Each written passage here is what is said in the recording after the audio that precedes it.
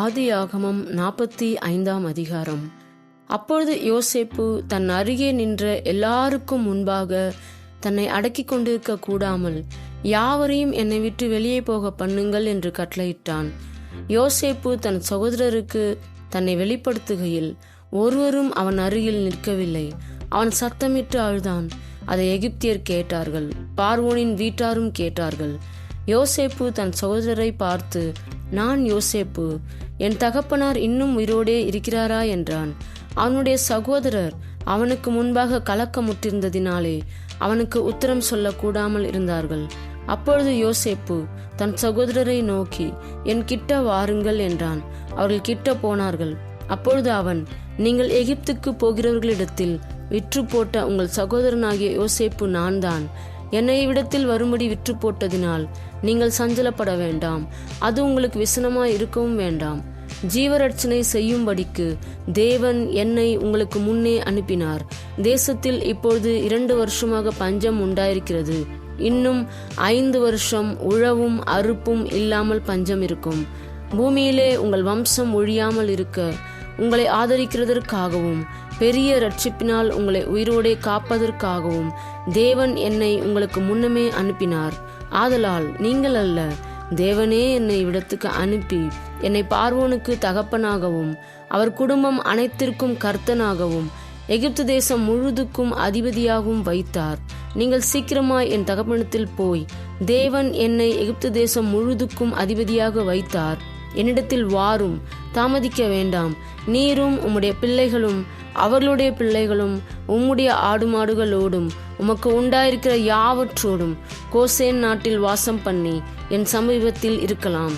உமக்கும் உம்முடைய குடும்பத்தாருக்கும் உமக்கு இருக்கிற யாவற்றிற்கும் வறுமை வராதபடிக்கு அங்கே உம்மை பராமரிப்பேன். இன்னும் 5 வருஷம் பஞ்சம் இருக்கும் என்று உம்முடைய குமாரனாகிய யோசேப்பு சொல்ல சொன்னான் என்று சொல்லுங்கள். இதோ உங்களோடே பேசுகிற வாய் என் வாய்தான் என்பதை உங்கள் கண்களும் என் தம்பியாகிய பென்யமீனின் கண்களும் காண்கிறது. எகிப்திலே எனக்கு உண்டாயிருக்கிற சகல மகிமையையும் நீங்கள் கண்ட யாவையும் என் தகப்பனுக்கு அறிவித்து அவர் சீக்கிரமாய் இவ்விடத்துக்கு வரும்படி செய்யுங்கள் என்று சொல்லி தன் தம்பியாகிய பென்யமீனின் கழுத்தை கட்டிக்கொண்டு அழுதான். பென்யமீனும் அவன் கழுத்தை கட்டிக்கொண்டு அழுதான். பின்பு தன் சகோதரர் யாவரையும் முத்தம் செய்து அவர்களையும் கட்டிக்கொண்டு அழுதான். அதற்கு பின் அவன் சகோதரர் அவனோடே சம்பாஷித்தார்கள். யோசேப்பின் சகோதரர் வந்தார்கள் என்கிற சமாசாரம் பார்வோன் அரமனையில் பிரசித்தமான போது பார்வோனும் அவனுடைய ஊழியக்காரரும் சந்தோஷம் அடைந்தார்கள். பார்வோன் யோசேப்பை நோக்கி, நீ உன் சகோதரரோடே சொல்ல வேண்டியது என்னவென்றால், உங்கள் கழுதைகளின் மேல் பொதியேற்றி கொண்டு புறப்பட்டு கானான் தேசத்துக்கு போய் உங்கள் தகப்பனையும் உங்கள் குடும்பத்தாரையும் கூட்டிக் கொண்டு என்னிடத்தில் வாருங்கள். நான் உங்களுக்கு எகிப்து தேசத்தின் நன்மையை தருவேன். தேசத்தின் கொழுமையை சாப்பிடுவீர்கள். நீங்கள் உங்கள் குழந்தைகளுக்காகவும் உங்கள் மனைவிகளுக்காகவும் வண்டிகளை எகிப்து தேசத்திலிருந்து கொண்டு போய் அவர்களையும் உங்கள் தகப்பனுடனே ஏற்றி கொண்டு வாருங்கள். உங்கள் தட்டுமுட்டுகளை குறித்து கவலைப்பட வேண்டாம். எகிப்து தேசம் எங்கும் உள்ள நன்மை உங்களுடையதாய் இருக்கும் என்று சொல்லி உனக்கு நானிட்ட கட்டளையிட்டபடியே செய் என்றான். இஸ்ரவேலின் குமாரர் அப்படியே செய்தார்கள். யோசேப்பு பார்வோனுடைய கட்டளையின்படியே அவர்களுக்கு வண்டிகளை கொடுத்ததுமன்றி வழிக்கு ஆகாரத்தையும் அவர்களில் ஒவ்வொருவனுக்கும் மாற்று வஸ்திரங்களையும் கொடுத்தான். பென்யமீனுக்கோ 300 வெள்ளிக்காசையும் 5 மாற்று வஸ்திரங்களையும் கொடுத்தான்.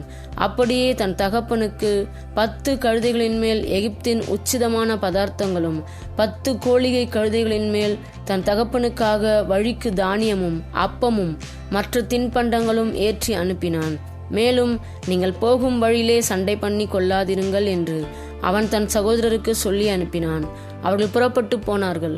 அவர்கள் எகிப்திலிருந்து போய் கானான் தேசத்திலே தன் தகப்பனாகிய யாக்கோபினிடத்தில் வந்து, யோசேப்பு உயிரோடு இருக்கிறான், அவன் எகிப்து தேசத்துக்கெல்லாம் அதிபதியாய் இருக்கிறான் என்று அவனுக்கு அறிவித்தார்கள். அவன் இருதயம் மூர்ச்சை அடைந்தது. அவன் அவர்களை நம்பவில்லை.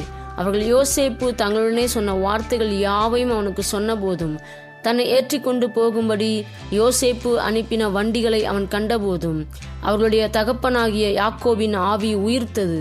அப்பொழுது இஸ்ரவேல், என் குமாரனாகிய யோசேப்பு இன்னும் உயிரோடு இருக்கிறானே, இது போதும், நான் மரணமடையும் முன்னே போய் அவனை பார்ப்பேன் என்றான்.